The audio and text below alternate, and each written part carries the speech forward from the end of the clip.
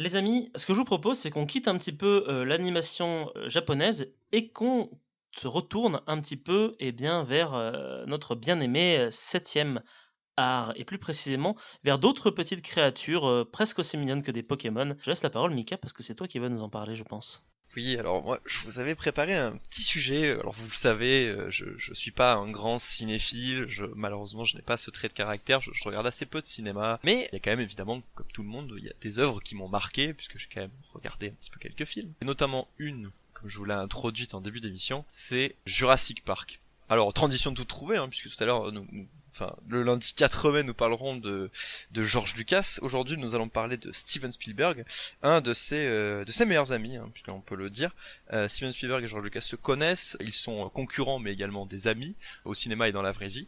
Ils font d'ailleurs souvent des références l'un à l'autre, mais c'est pas de ça dont je vais parler aujourd'hui, puisque ça, ce sont des choses qui sont assez connues dans les films de Spielberg, dans les films de Lucas en général. Moi, je vais vous parler plus précisément de Jurassic Park et de quelques anecdotes que j'ai chinées ça et là, des choses parce que je m'intéresse énormément à ce film. Il a énormément de pouvoir en moi, puisque il a pour beaucoup, notamment pour moi, déterminé ce que j'ai été plus tard, hein. C'est-à-dire que je voulais faire des études de paléontologie, comme tous les gens qui ont regardé ce film une fois dans leur vie. Vous savez que ça n'a pas marché et que je n'en ai pas fait au final. Mais voilà, c'est un film qui m'a beaucoup marqué. Je l'ai vu quand j'étais jeune, pas à sa sortie, puisque voilà, pour rappel, le film est sorti en 1993. Je suis né en 1992. Si j'avais vu ce film à un an, je pense que c'est pas le même traumatisme que j'aurais subi, puisque c'est tout de même un film, qui a été un peu construit comme un film d'horreur sur certaines parties du film. Je pense notamment à la scène iconique des raptors dans la cuisine, qui a totalement été pensé comme un film d'horreur. Mais le film en lui-même n'en est pas un. Ce film est à l'image du réalisateur, donc Steven, il est un manège, un parc d'attractions, puisque c'est comme ça que en 1993, Steven Spielberg est décrit par la presse, et même lui en fait endosse volontiers ce rôle de entertainer. Il est donc le papa moderne du blockbuster américain. C'est donc grâce à lui aujourd'hui que nous avons le meilleur comme le pire du cinéma américain. Alors certains en diront du bien, certains en diront du mal, quoi qu'il en soit, on ne peut pas nier que Jurassic Park a dans son époque et même encore aujourd'hui des répercussions qui au fil du temps se sont vues et démontrées, et c'est donc tout naturellement que c'est aujourd'hui devenu un film iconique, un monstre sacré du cinéma. C'est donc pour ça que je voulais vous en parler aujourd'hui, en vous livrant quelques petites anecdotes que peut-être vous ignoriez sur ce film. Alors, la première anecdote dont je voulais vous parler, c'est quelque chose, disons, qui a impacté le tournage. Alors évidemment, vous savez que je suis très fort pour préparer mes chroniques, hein, c'est-à-dire que je ne les prépare pas, mais on va parler de la création du film, tout d'abord. Puis ensuite, on parlera des choses au fur et à mesure qu'elles me reviennent. La première chose dont je voulais vous parler, c'est d'un grand homme qui a formé ce film, qui l'a forgé de ses mains et qui s'est beaucoup donné, qui a laissé son nom dans ce film. Peut-être vous le connaissez, il s'appelle Phil Tippett. Est-ce que vous savez qui il est ? Absolument pas. Ça doit être le gars qui fait les animatroniques. Alors c'est pas celui qui fait les animatroniques, mais c'est celui qui a été crédité au générique comme le Dinosaur Supervisor, qui a été l'objet de beaucoup de colibés après le film, hein, d'ailleurs au crédit. Donc tout le monde se foutait pas mal de sa gueule parce que du coup voilà, aujourd'hui on le sait tous, les Vélociraptors, ils avaient pas cette taille-là, you had one job, enfin bref, le mec a beaucoup décrié.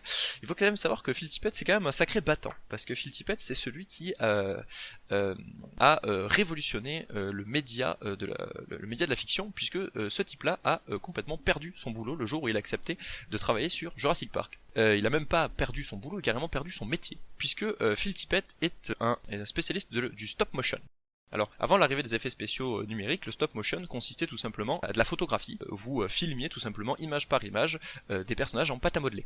Et lui, c'était un spécialiste. Évidemment, à cette époque-là, les effets spéciaux, il y avait très peu de gens qui en faisaient. Il en était donc devenu un maître. C'était le seul, en fait, ayant de l'expérience dans ce domaine-là. Il était donc tout naturel que pour un film engageant des effets spéciaux si grandioses, il fallait un expert. Et donc, Steven Spielberg, connaissant déjà le Gugus, hein, puisqu'il avait quand même travaillé sur pas mal de projets, fait appel à Phil Tippett. Le problème c'est que devant l'ampleur du projet, parce que je vous rappelle que Jurassic Park est sorti après Abyss, après Terminator 2, déjà des effets spéciaux qui sont déjà très Après Carnosaur aussi. Et après Carnosaur bien sûr, très grand film. Je vous invite à voir ce film qui est T'es sûr qu'il est sorti après Terminator Ouais, il est 2? sorti après T2. Le truc, c'est que Oui. fabriquer, on va dire, virtuellement et artificiellement des choses qui n'existent pas, c'est possible, mais le défi dans Jurassic Park, c'est que ce sont des choses qui ont existé. Et donc, il fallait leur donner un corps à une âme, et malheureusement, la technologie de Phil Tippett, la pâte à modeler, ça le fait, mais ça ne les rend pas assez réels, selon Steven Spielberg, et donc, un beau jour, alors que Phil Tippett essaie quand même de donner vie à ces personnages en pâte à modeler. Il faut savoir que le gars fait quand même un très bon travail, hein. On n'est pas sur du plaido, on parle de pâte à modeler de grands maîtres. Et un jour il reçoit un coup de fil de Steven Spielberg en lui disant je suis désolé, on va pas utiliser tes maquettes, on utilisera de la CGI. L'homme est donc tombé en dépression, puisque forcément vous venez d'apprendre du jour au lendemain qu'en fait votre métier est fini. Et peut-être que si je vous dis que votre métier est fini, ça vous parle, puisque c'est... Moi, ça me parle un petit Eh peu. oui. Je sais pas pourquoi, mais Ouais, oui. c'est une réplique du film qui a été reprise puisque lorsque Steven Spielberg en fait est allé voir Phil Tippett pour lui présenter le projet en CGI, il lui a montré, et donc ce serait Phil Tippett lui-même qui se serait exclamé, qui se serait lui-même, mon métier est fini, et c'est lui qui aurait rajouté lui-même cette fameuse phrase qui est aujourd'hui très bien traduite d'ailleurs en français, non, mon métier est éteint. Et je trouvais ça très drôle, puisque c'est cette scène qui est donc dite par le professeur Alan Grant et qui est pastichement reproduite par le Jeff Goldblum, par Ian Malcolm, en lui rétorquant que son métier n'est pas fini mais bien éteint, alors que évidemment le film nous montre bien le contraire, et Phil Tippett nous prouvera lui aussi le contraire, puisque il a réussi à se recycler dans le média et à en fait coacher les équipes de CGI, puisqu'il est passé à la place de la pâte à modeler, il est passé sur des machines mécaniques qui permettaient d'inscrire les mouvements de ces machines sur ordinateur, avec en fait le principe de la motion capture avant l'heure. Donc si Andy Serkis est aujourd'hui ce qu'il est, et c'est grâce à ce monsieur. La technique de la motion capture, c'est un peu Phil Tippett qui l'a un peu inventé, sauf que lui il ne faisait pas ça sur des humains, mais sur des maquettes et de la pâte à modeler notamment, chose dans laquelle il était spécialiste. Alors la deuxième petite anecdote que je voudrais vous raconter, c'est une petite anecdote sur Martin Ferrero. Est-ce que vous savez qui est Martin Ferrero? Ça me dit quelque chose, mais après je sais Alors, plus. C'est pas le mec qui est bouclé, brun bouclé, l'acteur? Non, alors le brun bouclé, ça c'est donc Ian Malcolm, c'est Jeff Goldblum. Ça. Non, Martin Ferrero, c'est effectivement un acteur du film qui est très peu connu, puisque son personnage est très secondaire, et pourtant extrêmement principal. C'est l'informaticien, non? L'avocat, c'est l'avocat. C'est l'avocat, ouais. L'informaticien, on reparlera un petit peu plus tard de Wayne Knight, rassurez-vous. Mais c'est effectivement l'avocat. Alors, il y a deux petites anecdotes sur cet avocat. Peut-être vous les connaissez, peut-être pas.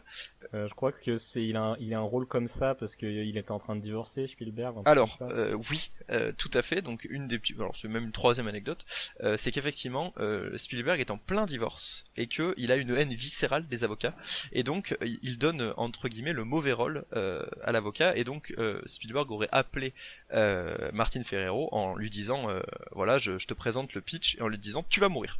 Voilà, il lui présente le pitch, tu vas mourir, sachant que Martin Ferrero connaissait l'œuvre originale, puisque évidemment, c'était quand même un livre mondial, Jurassic Park de Michael Crichton était sorti en 1990, et il lui dit, mais c'est bizarre parce que l'avocat il meurt pas dans le film, au contraire c'est même lui qui sauve les enfants, et parce que à l'origine, dans l'œuvre originale, l'avocat est un héros.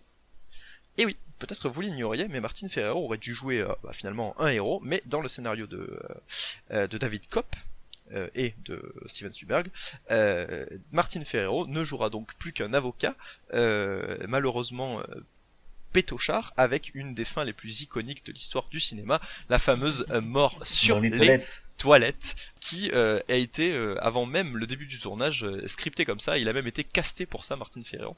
Les gens l'arrêtent dans la rue et lui disent mais vous êtes le mec qui est mort sur les toilettes, sur les cuvettes des toilettes, et lui-même dit oui, je suis l'homme qui est mort sur les toilettes. Donc voilà, je trouve ça plutôt rigolo que sa célébrité en fait lui vienne de entre autres de ce film, mais disons qu'il n'en tient pas rigueur. Dans la même veine, Wayne Knight, donc celui qui joue effectivement le gros comme on dirait le fameux gros dans Jurassic Park, le méchant Dennis Nedry, l'informaticien qui fait tout capoter à Jurassic Park, eh bien c'est comme ça qu'il malheureusement il est un peu appelé par, alors pas sa communauté, mais en tout cas les gens qui le reconnaissent dans la rue, puisqu'il a eu très peu de films notables, ou en tout cas il joue dans Space Jam. Il joue dans Space Jam, et c'est d'ailleurs comme ça qu'il se fait reconnaître dans la rue. Les gens l'appellent le gros dans Space Jam. Il a pas forcément bien vécu ceci, il a pas trop bien vécu ça, mais il s'est fait une raison. Et c'est d'ailleurs très drôle qu'il se soit fait une raison, parce que même avant ça, je vais pas vous raconter toute la carrière cinématographique de One Knight, mais il est resté très longtemps un anonyme dans les séries dans lesquelles il jouait et dans les films. Il n'avait pas de nom. Il a pas joué dans Malcolm, non? Non, là tu confonds. Non, avec c'est un autre, groupe. effectivement, mais non. Il a fait du doublage. Il a fait du doublage sur Toy Story 2. Il apparaît même dans Toy Story 2, puisque c'est le collectionneur de jouets qui achète Woody. Ben, c'est son personnage en CGI en fait sur Pixar, c'est lui qui est modélisé. Il est très connu d'ailleurs dans une série américaine que vous ne connaissez probablement pas, qui s'appelle Newman. Dans une série qui s'appelle JFK. Donc c'est une série qui est très connue aux États-Unis, mais dans les années 80, donc nous ça nous concerne pas trop. Mais du coup en fait il était assez peu reconnu, puisqu'il n'a pas de nom dans ces séries la plupart du temps, et donc vu que les gens n'arrivent pas à retenir son nom ni le nom de ses personnages, et c'est un petit peu de là qu'est née cette fameuse réplique de Dodson est parmi nous, Dodson est là. Tout le monde s'en fout, évidemment, parce que tout le monde s'en fout de lui, et donc du coup il s'en amuse, il rit dans cette scène, et c'est pour ça que ce n'est non plus le personnage que vous voyez dire cette phrase, mais c'est l'acteur lui-même, puisqu'il va tout simplement en rire, puisque finalement effectivement on s'en fout de qui vous êtes, ce qui compte c'est ce que vous faites. Et dans le rôle qui lui est adjoint dans Jurassic Park, eh bien il fait des choses pas terribles, et sa mort est parfaitement pathétique, mais elle est très bien écrite. Qu'est-ce que je pourrais vous dire de plus? Qu'est-ce que je pourrais vous raconter un petit peu? Alors, si vous voulez, je peux vous parler un petit peu des chiffres, tout ça, mais est-ce que ce serait vraiment très intéressant? Non, je ne crois pas. Au lieu de ça, je vais vous parler plutôt d'une anecdote de tournage, une petite anecdote de tournage assez peu connue. Assez peu connue, mais qui a quand même fait grand bruit, puisque c'est encore aujourd'hui une des plus grosses catastrophes qui a eu lieu à Hawaï. Alors pourquoi Hawaï? Puisque c'est là-bas qu'ont été tournées les scènes extérieures de Jurassic Park. On va refaire un petit tour sur le speech du film. Le film, c'est très simple, hein, donc pour ceux qui ne le connaissaient pas, c'est quand même un peu dommage, hein, parce qu'on a déjà 10 minutes que je parle, donc c'est quand même un peu con. Mais voilà, le film est sorti il y a plus de 20 ans. Donc Jurassic Park, un mégalomane décide de recréer des dinosaures sur une île. 25 ans. 25 ou 26, un truc comme ça. Et donc du coup ce mégalomane a besoin d'une île, voilà, comme il le dit lui-même, je possède une île au large du Costa Rica. Sauf que le problème sur les îles, c'est qu'il y a des ouragans. Et donc son parc subit un ouragan, ce qui va conduire au dysfonctionnement, et les dinosaures vont s'échapper de leurs enclos. Sauf que cet ouragan a vraiment eu lieu pendant le tournage. C'est un vrai ouragan que vous voyez dans les scènes d'ouragan qui sont filmées en prise réelle. En fait, c'est Spielberg qui a sorti sa caméra dehors et qui filmait l'ouragan. Peu de temps juste après, il était barricadé dans l'hôtel dans lequel les acteurs et lui-même étaient enfermés, puisque le toit s'arrachait de l'hôtel, puisque c'est une des tempêtes les plus meurtrières qui est frappée à Hawaï, même encore aujourd'hui, puisqu'il y a eu quand même une dizaine de morts, et les gens le savent peu, mais l'ouragan qui touche, alors je me souviens plus du nom dans le film, je crois que c'est l'ouragan Ellis, et donc le toit de l'hôtel s'envolait, c'était la panique totale, et donc j'ai deux petites anecdotes par rapport à cet ouragan. La première anecdote, c'est que évidemment vous êtes dans un contexte où vous êtes déjà à l'avant-dernier jour de tournage, hein, donc ils devaient partir le lendemain, en fait ils venaient de terminer leur avant-dernier jour de tournage, le lendemain c'était le dernier jour et ils devaient rentrer, sauf que du coup c'est compliqué quand vous êtes bloqué par un ouragan, et donc du coup vous êtes aussi en présence d'enfants, puisque pour le casting il y avait des adultes mais aussi des enfants, et donc du coup Steven Spielberg va s'inquiéter, va s'enquérir de l'état mental de ces acteurs, et donc va demander aux gens comment ils vont, est-ce que tout va bien, et donc il va poser cette phrase à Richard Attenborough. Alors Richard Attenborough, il est plus connu bien entendu pour être, vous connaissez plus sous le nom de John Hammond, puisque Richard Attenborough est l'acteur qui joue John Hammond, mais c'est également un réalisateur et ami de Steven Spielberg. Ils sont également en rivalité, hein, un petit peu comme George Lucas, mais disons qu'ils sont pas tout à fait dans la même génération. Et mais je crois qu'il lui avait sifflé l'Oscar à un moment, un truc comme ça. Ouais, c'est ça. Steven Spielberg siffle l'Oscar à Richard Attenborough pour E.T. Et en fait, de l'autre côté, en fait, Attenborough lui siffle une autre prime de réalisateur sous les yeux de Spielberg. D'ailleurs, sa première réaction, c'est qu'il va voir Spielberg de l'autre côté de la salle en lui disant mais je comprends pas, c'était à toi qu'elle revenait. Et donc ils ont une longue histoire de relations et de respect mutuel. Et donc du coup, forcément, il va voir son ami et lui demander comment ça va. Alors, petite anecdote, enfin petit contexte. Richard Attenborough, à cette époque-là, il est quand même assez âgé, il a la soixantaine passée, c'est un réalisateur accompli, il est né en 1923, donc il a même plus que ça, il a quasiment 70 ans. Il a été caméraman à la Royal Air Force. Donc si vous avez eu l'occasion de voir le documentaire Apocalypse, très bon documentaire sur la Seconde Guerre mondiale, il est probablement l'un des caméramans dont les images sont issues pour la Royal Air Force. Donc du coup il lui répond tout simplement ceci. Il lui dit: mon garçon, j'ai survécu au Blitz. Et c'est un des meilleurs souvenirs de tournage qu'a eu donc Ariana Richards, celle qui joue Lex, puisque elle avait trouvé ça très drôle comme manière de rétorquer à Spielberg que du coup en fait un ouragan c'est pas ça qu'elle allait l'arrêter, alors que c'était quand même un vieux bonhomme de 70 ans voilà, ils avaient trouvé ça très rigolo. Et autre petite anecdote, et je terminerai par celle-ci puisque on parle quand même d'un grand homme et ce sera une transition toute trouvée pour le personnage pour la personne qui incarne Mace Windu dans la série Star Wars. Est-ce que je vais parler de Samuel Lee Jackson, qui a été d'ailleurs la coqueluche des casteurs, puisque vous savez il y a des directeurs de casting, il faut savoir que c'est la personnalité qui a le plus ému et que les casteurs ont adoré, ils se souviennent tous de son passage au casting, et qui interprète Ray Arnolds, donc l'informaticien du parc. Alors peut-être vous l'ignoriez, peut-être vous le saviez, mais Ray Arnolds devait mourir dans le film autant que dans le livre. Sauf que dans le livre, il a tout un chapitre qui lui est dédié à sa mort, puisqu'il a une mort assez dramatique, assez tragique, puisqu'il se bat au final contre les vélociraptors pour essayer de rallumer le parc. Et cette scène était écrite dans le script original de Jurassic Park. Mais, vous l'avez peut-être remarqué en regardant le film, elle n'existe tout simplement pas. Pourquoi ? Eh bien parce que l'ouragan Iniki l'a empêché. Le dernier jour de tournage devait être tout simplement la fameuse scène où Samuel L. Jackson devait tourner sa mort. Il n'a jamais pu la tourner.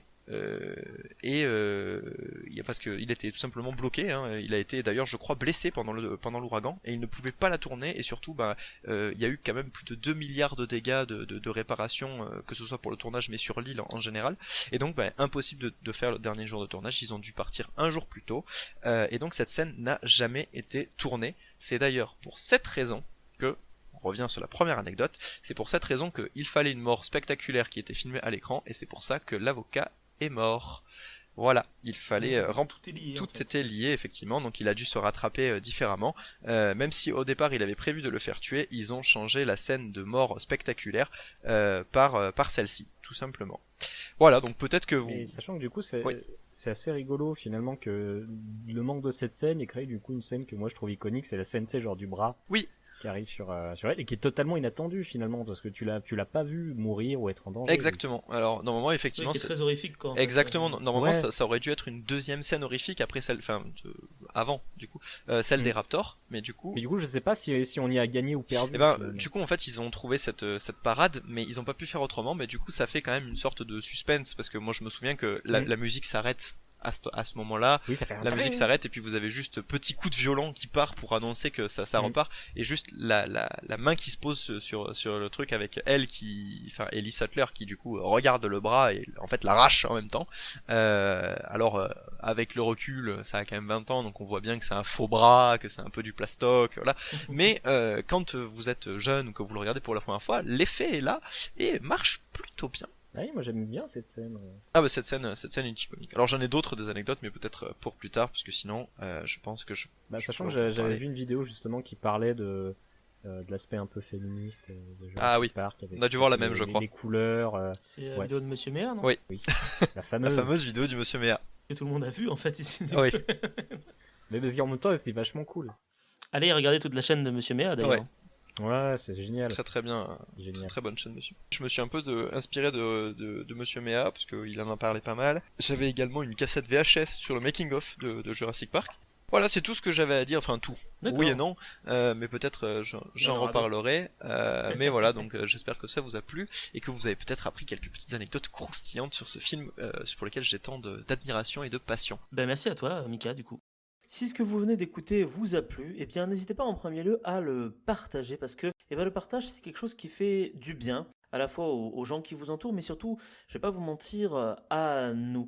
Si vous aimez partager des choses, eh bien le mieux c'est encore de s'abonner à la chaîne, de venir liker un petit peu la page Facebook parce que des choses à partager, vous en trouverez beaucoup sur ces 2 emplacements. Alors surtout, n'hésitez absolument pas. Et puis si vous aimez écouter des gens parler un petit peu de tout et de rien, sachez que eh bien, cette chronique est extraite d'une émission qui elle, est disponible entièrement sur n'importe quelle plateforme de podcast et vous pouvez aller faire un petit tour dans la description pour aller voir un petit peu tout ça de plus près.